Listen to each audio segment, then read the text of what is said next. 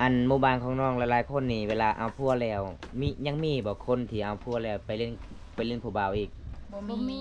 บ่มีโดยเป็นหยังคือบ่มีคลั่มบ่เฮ็ดบ้านเฮา กับแม่นคลำแล้วก็เห็ดมันก็บ่คือ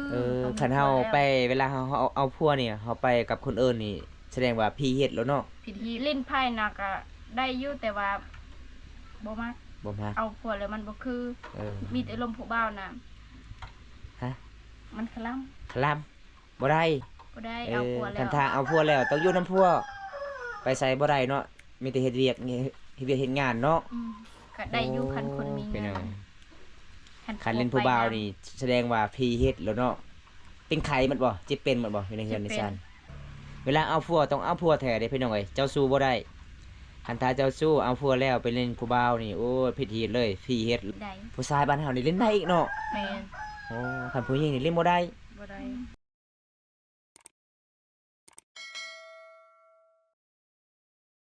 อันหมู่บ้านของน้องหลายๆคนนี่เวลาเอาผัวแล้วมียังมีบ่คนที่เอาผัวแล้วไปเล่นผู้บ่าวอีกบ่มีโดยเป็นหยังคือบ่มีคลั่มบ่เฮ็ดบ้านเฮากับแม่นคลำแล้วก็เห็ดมันก็บ่คือคันเฮาไปเวลาเฮาเอาผัวนี่เฮาไปกับคนอื่นนี่แสดงว่าพี่เฮ็ดแล้วเนาะผิดที่ลิ้นไผ่น่ะก็ได้อยู่แต่ว่าบ่มักเอาผัวแล้วมันบ่คือมีแต่ลมผู้บ่าวน่ะฮะมันคลำบ่ได้เอาผัวแล้วคันถ้าเอาผัวแล้วต้องอยู่นํผัวไปใส่บ่ได้เนาะมีแต่เฮ็ดเวียกเฮ็ดงานเนาะก็ได้อยู่คันคนมีเงินคันเล่นผู้บ่าวนี่แสดงว่าพี่เฮ็ดแล้วเนาะเป็นไข้มันบ่เจ็บเป็นมันบ่อยู่ในเฮือนในซ่านก็จะตายก็ได้นะบางทีก็มันเฮ็ดผัวก่อนเนาะคันเฮาเจ้าสู้โอ้ยพี่น้องเอ้ยแบบหมู่บ้านของน้องนี่ก็คือกันกับหมู่บ้านกับอ้อมตาเด้อพี่น้องเวลาเอาผัวต้องเอาผัวแท้เด้อพี่น้องเอ้ยเจ้าสู้บ่ได้คันถ้าเจ้าสู้เอาผัวแล้วไปเล่นผู้บ่าวนี่โอ้ยผิดฮีดเลยพี่เฮ็ดเลยเดี๋ยวเฮานับถือศาสนาพี่ก็คือผู้ชายเนาะแม่ผู้ชายบ้านเฮานี่เล่นได้อีกเนาะแม่นโอ้คันผู้หญิงนี่เล่นบ่ได้ยากเนาะยากประเพณีบ้านเฮาเนาะโดยคันสิเป็นผู้ชายเกิดใหม่น้องอยากเกิดเป็นผู้ชายบ่ยากฮะยากอยากให้น้องตัดโลดผมหั่นเฮ็ดผมจรโลดได้บ่มันเป็นเด้บ่เป็นนะใช่เป็นกูสอนนะลูกชายส่งวัสดุเครือรีที่ไทยโอ้เพิ่นมีลูกสาว21ปีแต่ลูกชายเพิ่นเฮ็ดเวียกส่งวัสดุสนใจอยู่บ่สนใจอยู่ค่ะครับผมรักฟรีสิได้น้องก็ต้องเอาทั้งสองละนะเอาค่ะเอาได้บ่ได้แต่อย่าตดน้ำกันเด้อ แต่จะตดลายได้น้ำใส่อายได้เป็นยังอยู่ทางหลังของน้องเขาได้ยินเสียงแค่นึ่งเข่าบ่นึ่งเข่าพร้อมสวัสดีค่ะด้วยสวัสดีเด้อพี่สายสวัสดีพี่สายเนี่ยสวัสดีจ้าผมอายุตอนนี้22ปียังเรียนอยู่มหาวิทยาลัยที่3ครับสาวจ้อยรอผมเรียนจบก่อนได้ไหมครับแล้วผมไปสู้ขอครับได้ค่ะได้บ่เพิ่นกำลังเรียนปีที่3วิทยาลัยยังอีกจักปีวิทยาลัยอยู่ไสเนาะครับกรุงเทพบ่อันผู้สาวครับขอบคุณนะคะกันแม่นมาได้เด้อครับยังแรงเด้อครับมันเป็นผู้ชายค่ะตอนนี้ผมก็สิให้น้องๆ2คนเด้อครับไลฟ์สดเด้อครับสังเรียนมาเรียI know speak the thank you very much ที่เข้ามาติดตามชมครับ thank you ค่าดองเท่าไหร่ครับขอดอง50 ล้านค่ะ 80,000 บาทค่ะ87,000ค่ะ87,000บ่โอ้80,000 บาท500ก็เอาเด้อ1,000ก็เอาเด้อ1,000ก็เอา500ก็เอาโดยแต่ฮู้บ่ค่ะฝากกดไลค์กดแชร์กดติดตามในเด้อพี่น้องเอ้ยบรรยากาศยามมื้อแลงกดไลค์กดแชร์กดติดตามในเด้อฝากเป็นกำลังใจให้เด้ช่องบาบุญตาเผามังกรเป็นกำลังใจให้เพิ่นควิสมีเฟลซี่น้องอ้อยกินบ่มาบ่น้องอ้อยฮะบ่กินน้องกินแต่แมวสาวอ้อยตัวนากินครบเป็นแนวนี้น้องมากินยังกินอ้ายโอ้มากินอ้ายถ้าสาวจ้อยสาวอ้อยแต่งตัวให้ดีๆให้เรียบร้อยคงจะสวยน่ารักมากๆกว่านี้ครับ โอ้ขอบคุณเด้ ขอบคุณเด้อมื้อหน้าเดี๋ยวน้องสิแต่งให้ มื้อหน้านักสิแต่ง มื้อหน้าน้องสิแต่ง ใส่กางเกงใน กางเกง กาง ใน เกงในกับเสื้อ คือ ใน เสื้อในนี่ คือเที่ยวทะเลวะ โดย สิไปเที่ยวทะเลเลยอะใช่ชลิด ลาไปโตคันอีกี้พ่อก็กุมแต่ อยากเป็นเจ้าตัวเล็ก โดนหอมหาแกแม่นมาเป็นโลด มาเป็น มอนมาโลด ให้เป็นตัวเล็กๆ ให้สาวอ้อยเจ้าของแกมคนในมีลูกแล้วครับ คนนี้ค่ะ แม่นบ่สาวไม่ห้างบ่เจ้าบ่ ฉันไม่เคยมีผัวแฟนก็ยังบ่เคยมีอย่างเคยมีผัวค่ะแฟนก็ยังบ่เคยค่ะ น้องสาวเนาะบ่แม่นลูกเนาะ แมน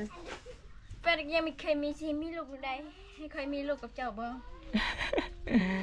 น้องอยากได้ลูกบ่ บ่ เป็นหยังสุว่า ต้องเอาผัวก่อน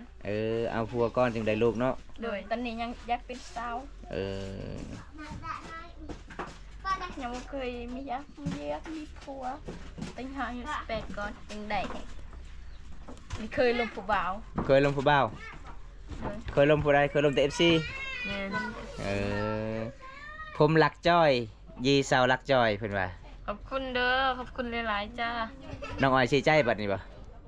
บ่สิใจเออสาวอ้อย บ่มีอาการนอนลงเลย แม่นยังเอากิ่งบ่มีแว่น บ่มีกระจก บ่มีกระจกแยง โดย สิแจงโตไปไสสาวอ้อย บ่ได้ไปใส่ ทากระแป้งให้ FC เบิ่งว่างามเนาะบ่ทาก็งามเลยนะ แล้วลงเด้อ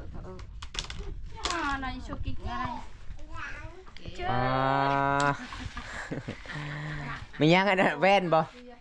เบิ่งอ้อยสาวอ้อยอายครับบ่มีแว่นยิงเบิ่งอ้อยแว่นน่ะ ตะหมอผู้สั่นสาวน้อยตะแกรแล้ว โอ้ยมามื้อนี้แฮงน้อยกว่าอีกเนาะมื้อนั้นใครแน่เบิ่งอ้อยเบิ่งแว่นเจ้าฮะเอ้ยทิมเอาแล้วนะโอ้ยแนมบ่เห็นนะมันน้อยเลยนะ ไม่มีเงินจะซื้อค่ะขนาดพร บ่ฮอดซัมโปรมือนี่โอ้ พรก็เฮ็ดแบบนี้เลยค่ะ เวลาเบิดแล้วแกะออก แกะออก แล้วก็คอยเจาะเอามือแล้วก็ทาอีก แมน แม่นเฮาชนบทเนาะสิได้คันสิทีมันติดเนาะเฮาบ่มีเงินบ่มีค่ามันก็เวลาทากระแป้งมาก็แกะออกอีก พูดโต โอ้ยแว่นของสาวอ้อยนี่ก็เทินอีหลีพี่น้องเอ้ยคือสิแนมเห็นตาตัวเองก็บ่ได้เห็นซ้ำ บ่เห็นแล้ว น้อยๆพี่น้องเอ้ยญาติกันเบิ่งเลยบัดนี้ จุจุเลยเดินหน้าเกี่ยหันเจือ นี่หยัง กวนปึดnhẹ mù cả bật khí không แกะอันนี้ปึดแห่งกันนี่ก็กับปุงตูหยาย mà ông chỗ nào nhẹ nhẹ มีหลอกผัวมีเจาะนอนมาเฮา bị không còn ngày chỗ đặt ở lại สบายดีครับ บักม่วงน้อยซาแนลสบายดีแน่ สบายดีค่ะ สบายดีเด้อ สวัสดีค่ะ สวัสดีครับบาวบนตากับน้องลาทั้งสอง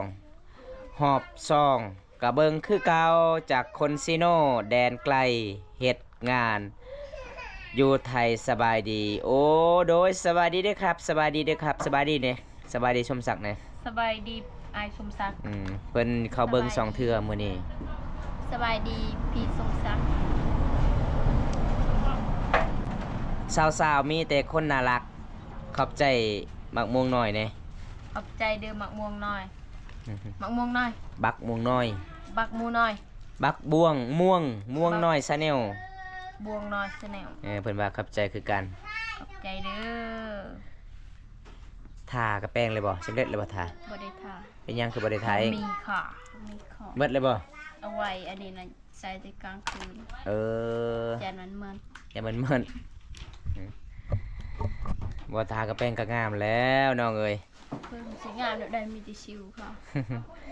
สวัสดีครับผม FC จากกรุงเทพประเทศไทยครับบาบุญตาเคยมาเที่ยวประเทศไทยไหมครับ ขอเชิญชวนทุกคนมาเที่ยวประเทศไทยครับ คนไทยทุกคนยินดีต้อนรับนักท่องเที่ยวทุกคนครับ โอ้ผมเคยมาแต่มุกดาหารเด้อครับ ขอบคุณหลายๆเด้อครับ ที่แนะนำให้ สิเจิมปะดุบุกอาหารแอบไปยัง ไปแต่น้อยๆเถื่อหนึงแล้วอายไปตอนอายยังเฮียน มันวะ ห้วยกะม่วนละเนาะประเทศไทยเจริญกว่าได้ แม่น ไปอย่าดังมานี่ฝ่ายาไปเลยไปอย่า นุ่มกรุงเทพครับ โอ้ขอบคุณครับ ขอบคุณหลายๆเด้อครับเป็นยังอันนี้นะฮะมาเที่ยวอุบลราชธานีก็ได้ครับ โอ้ครับผม โอ้ขอบคุณหลายๆเด้อครับ ที่จังหวัดอุบลน้องเคยไปปะ เคย บ่เคย เคย น้องเคยไปแต่มีแต่เที่ยวใด เมืองนอง เมืองน้อง โอ้ผมอยู่มุกดาหารครับ โอ้ครับผมครับผม อาหารดิ มือหน้าก็เด้อครับสิไปเยี่ยมอีกเด้อครับทั้งมุกดาหาร ผมไปไกลบ่ได้ครับ เมารถครับ คันขี่รถสองแถวขี่ได้อยู่คันขี่รถมีแอร์บ่เมารถขี่รถบ่ได้รถที่มีแอร์ครับ ขันปะแล้วนี่ยังกัน ยังก็เลยยัง ขี่ทางหลังเด้ ขี่ทางล่างยันเมารถโอ้น้องก็เมาคือกันบ่ เมาเอ เมาแอร์ คอมเมนต์มาได้เด้อครับคอมเมนต์มาได้เด้อครับทักทายยามแรงๆครับ กับสาวลาวเผ่าตะโอ้ยสองไอ้น้องน่าหักหลายเลยครับ โอ้ยค่ะฉันเป็น ผมเมารักนี่เพิ่นว่าผมเมารัก มาเด้อมอนบางแค่ไม่เดี๋ยวไปรับโอ้ครับผมครับผม ไม่มีเงิน ขอบคุณอะไรเด้อครับคันเฮาสิไปประเทศไทยนี่เงินเฮา2 ล้านนี่ไปบ่ได้เนาะเงินเฮามันน้อยได้2 ล้านเนาะ แม่น ต้องเกียมไว้โลด10 ล้านกีบเนาะ บ่มีนะ บ่มีบ่ พอดพันหนึ่งกับ พันหนึงก็บ่มี 2-3 แสนโอ้ซีโน่ก็บ่ฮอดซ้ำ2-3 แสนนี่แต่นี่ฮอดซีโน่ก็150,000 10,000กีบ แม่น จ้างรถ เอาลงสุลำปางเราลาเขาสุลำปาง เนาะ ลากระปะหนึ่งออยชุดทั้งอะไรจุไข่เกลือจุเดือดนาเกลือ เสื้อข้าวเดียวบอกแม่ไปขอเด้อครับเห็นบอก FC บ่าสิบอกแม่ไปขอจอนระยานนทไสจอนระยานนทไสอยากไปขอเจ้า ได้ขายหาอยู่18 มีหยังอันนี้นะสติกเกอร์ เขาใส่ละปะนะ เขาให้ใหญ่นม ฮะ ใหญ่ ใส่ขี้เฮค่ะ ให้ใหญ่นม ใส่ ค่ะ ขี้เฮ ไอ้ยัยนมปลาแม่นตัวนี้บ่หนวด แม่ชาวจอยเบิ่งใหญ่ๆนี่ เอาเลยยอตั้งใจช่วยเลยยอ จะแบบนี้ก็เยไรตา ไม่ได้กินเลย ใหญ่ ยอ ไผเจ้าไอ้น้อง ชาวจอย เจ้าเด้บ่มีหยังคือบ่มี เจ้าก็ซื้อกับเราซื้อแน่อยากได้ ก็ในก็กระเปรินกระเลียปุ๋ยซอก สาวจอยอายุเท่าไรแล้วพร้อมที่มีครอบครัวยังครับสาวจอย มีพี่น้องกี่คนครับ มีหนุ่มไทยสนใจครับ พี่น้องลุงฮีนะ จักคนพี่น้อง มีพี่น้อง6 คน 6 คน 7ว่าน้อง น้องจอย น้องสนใจสิเอาพวกบ่ตอนนี้เนาะ โดย ปีหน้า18แล้วเนาะเดือน4 18แล้วเนาะเดือน4 18แล้วเข้า18แล้วส่วนน้องอ้อยยัง12 ปีบ่ ฉันยั อ้ ง อย ไม่มีใครเอาเลยอ่ะ 14 เจ๊ไม่เอาเลย 14 อ่ะใครเอาเลยอะ15ครบหมด10ครบบ่แม่น หน่อยเดิ แต่ น ฉันไม่มีใครเอาเลยอะ เสียใจบ่มีใครเอา เสียใจ FC ก็บ่มัก ให้มากก็ ใครบ่มักก็เอาพอไม้ บ่มักก็บ่มักหลาย เป็นหยังนะอะคือซิว พอไม้บ่มักหรือว่าน้องบ่มักพอไม้ น้องมักค่ะ มักบ่ เอาเกรดเลยอ้อยบ่เกรด น้องเสื้อขาวซื้อหยังครับ หึ น้องเสื้อขาว เอา ซื้อ เอาเลยยะ ซื้อหยัง ซื้ออ้อย ซื้ออ้อย มิดอ้อย มิดอ้อย เออ7 9ก็เอาอื่น อ้อยหวานบ่ วันบ่วันก็บ่ลองปิดลองซิมเบิ่ง เออคิดว่าอ้อยขมบ่แม่นอ้อยหวานเนาะ โดย ทักทายสวัสดีด้วยครับยามแรงๆครับผม เลยก็ต้องเลยมาเออนั่นนี่ มีอยู่ทักน้องคือ เจ็ดเด้อ อ้อยเปิดเกรด ห้อย เรากี่มันนะเกคนงงโกคนมือขวเกรดมือสีออกกากะปะนะน้อย บ่เอาห้องน้ มันปกติทั้งนำแข่งเกาะแล้วว่าเยาละเยาปลาสวยโกสักแบบคือห่างกับหมดปีนนแล้วไง สนใจอยากเป็นสะพายไทยบ่ครับ สนใจค่ะ สนใจบ่ ใช่แล้วอ่ะ อยากได้แห้งบ่ผู้บ่าวพังไทย ได้ บ่าวพังลาวบ่เอา เอาเหมือน เอาหมด เขามาเขานี้ ผู้บ่าวรู้เด้ เอา เอา รู้เราเอาหมดลย เอาเมิดรู้เห็นให้ได้เฮ็ดชวนได้ เฮ็ดได้ เฮ็ดหยังก็ได้ ขอหักกันกับพอ เออ แค่จิตใจกับพอ น้องคูดยังพลาก็ได้ น้องขุดยังพลาบ่เป็น บ่เป็นน้องตัดไม้วิกก็ได้ บ่เป็น บ่เป็นทางให้ แต่ เด้ คนทางให้น่ะได้อยู่ เสียยามันต้น ได้ เสียยาให้ ได้ ดำหน้า ได้ดำนา โอ้ได้เบัดทุกอย่างเนาะ บ่เป็ มี น แต่คูดยังพลาบ่ได้ บ่เป็น บ่เป็น จ็ด เป็นห บ่ ยั ได้ งเจ้าก็เอามีดตัดโลดกกยังพลาหั่น หัวดอก้อยปลาทวงนานๆเอาว่าปีเป็นก็บ่ไปนอนเลย โอ้สวัสดีครับเอโลสวัสดีเด้อ ไปอ่านจิตรากับไร บาบนตาเคยเรียนหนังสือไทยไหมครับ อ่านภาษาไทยได้ดีครับอ๋อผมไม่ได้เรียนภาษาไทยเด้วยครับ แต่ผมเข้าใจครับ ผมดูอยู่ในทีวีผมก็ดูเปรียบเดียวเข้าใจอยู่ครับ หนังสือมันขายกันครับผม มีซองติดต่อน้องออยนะครับอ๋อกะทักทำน้องออยเลยครับ น้องอ้อย มีซองติดต่อจะบ่ มี มี เลย ซื้อในใด เฟซบ่ไลน์ดีกว่า ลายในใด ออย ออยมีแต่ออยอย่างเดียวบ่แม่นออยรอยรักบ่ ออยรอยรัก มักกระทักมา วิ่งเฮ็ดเวียงหยังเนาะเฮ็ดเวียงหยังใดเช่จูเฮ้ยโอ้ยเป็นหยังอ้อย สนใจตัก บ่ได้พี่น้องเอ้ยกัดฮอนนี่เอาจ้ะสาวจอยไปตดใส่ กัดฮอนๆนี่สาวจอยตดจิ ปานนั้นเลยน้อยเนี่ยนะ เฮ็ดเวียกหยังใดแน่อีบ่ FC ถามเฮ็ดเวียกหยังใดแน่ ล้างจานล้างถ้วย แต่งกิน ปัดกวาดเฮือนซาน เออ หลายอย่างค่ะ หลายอย่าง ซักเสื้อผ้าหลายอย่างเลยนะ ทรงเสื้อพัวก็เป็น ชีวิตเป็น โอ้โหเก่งเนาะ มีแต่เฮ็ดเลย เฮ็ดหยัง มีแต่เฮ็ดแบบได้น่าละปะเดียว เฮ็ดหยังบ่เป็น ไฟตดมาเอาเงิน50,000กีบเด้อพี่รับว่าบ่ได้ตดเอา สาวอ้อย สาวจ้อยเหรอ เด้ สาวจ้อย โอ้ยพี่รับเอ้ยบ่แม่นเมาแดดมื้อนี้เมาตดผมครับ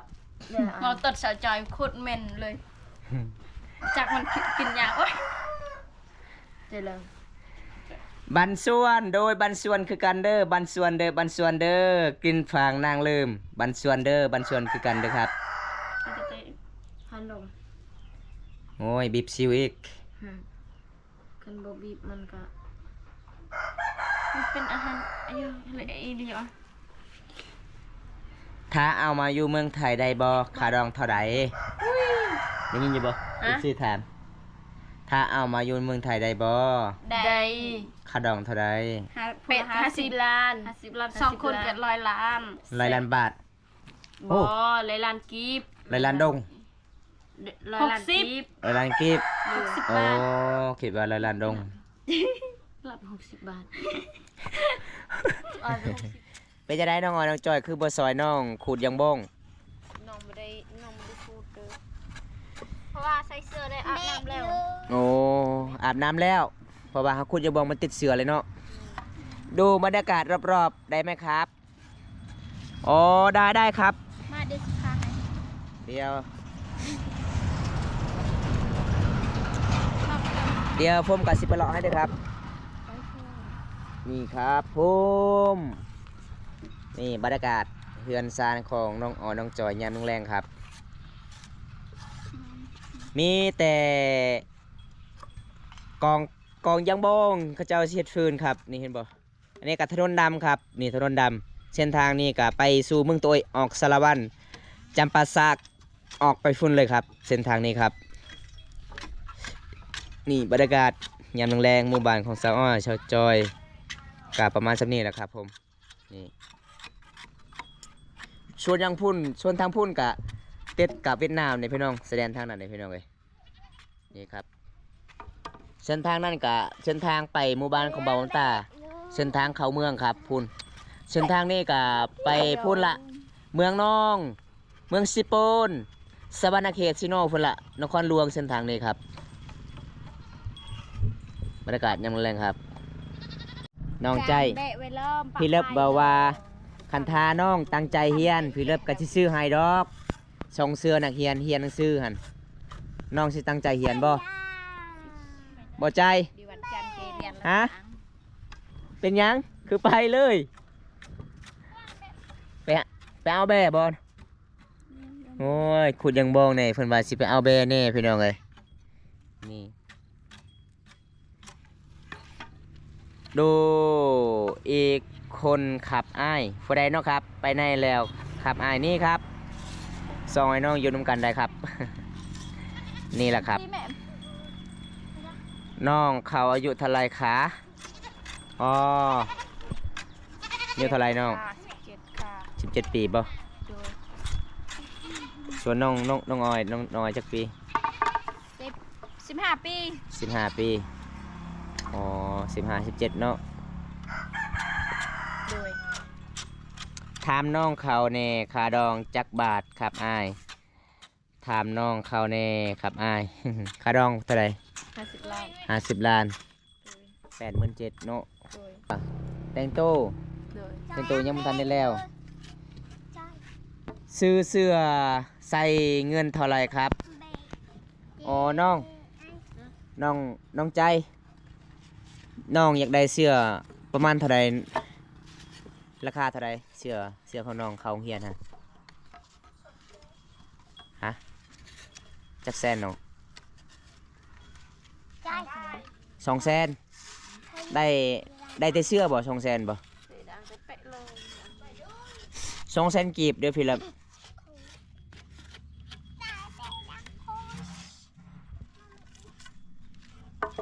ผมโดนสาวลาวทิ้งมา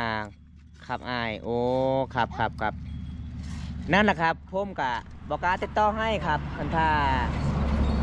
มักสาวลาวกะติดต่อเองเลยครับผมกะจักสิว่าได้ๆพี่น้องเอ้ยบางทีกะผมกะคุยผู้สาวก็บ่ค่อยเก่งปานใดนี่ล่ะคันผู้สาวลาวมักกะร่วมกันเองเลยครับคันสาวลาวมักกะมาหาได้ครับผม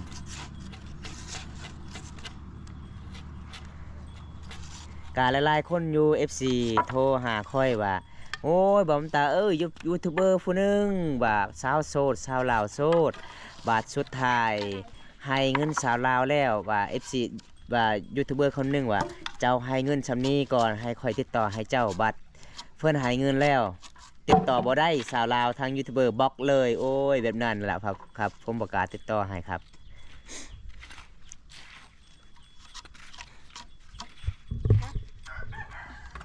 ปลาอาบน้ำอาบในแล้วตอนนี้แต่งตัวก็งามเนาะบ่ได้ทากระแป้งบ่น้อง บ่ บ่เนาะ โดย มื้อนี้ไอ้มาเยี่ยมยามน้องหมดมือเลยเนาะจนสิมืดพี่น้องเอ้ยบุญแต่หนุ่มสกลให้ค่าน้ำมันรถ20 บาทบ่แม่น20 บาท40 บาทเนาะ โดยประมาณ ได้ลิตรหนึงน้ำมัน25,000กีบมื้อนี้ก็อ้ายมาเยี่ยมยามน้องก็บ่มีหยังหลายเด้อน้องเด้อ ก็มีเลยดิ เพราะว่าอ้ายอยาก เต็มเป็ดซี อยากมาหาน้องก็ตลอดแต่เมื่อวานเมื่อซื่นนี่ก็คาเวียกติดธุระเฮ็ดดองงานดองน้องสาวเอาพัวอยู่ฟังซิโนหั่นล่ะก็บ่เลยบ่ได้ยิ้มยามน้องมื้อนี้มายิ้มยามน้องหมดมือเลย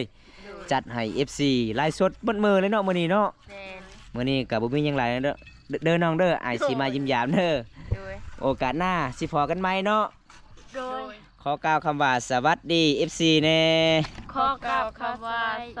สบายดีบ้านสวนมัดสุบ๊ายบาย บ๊ายบา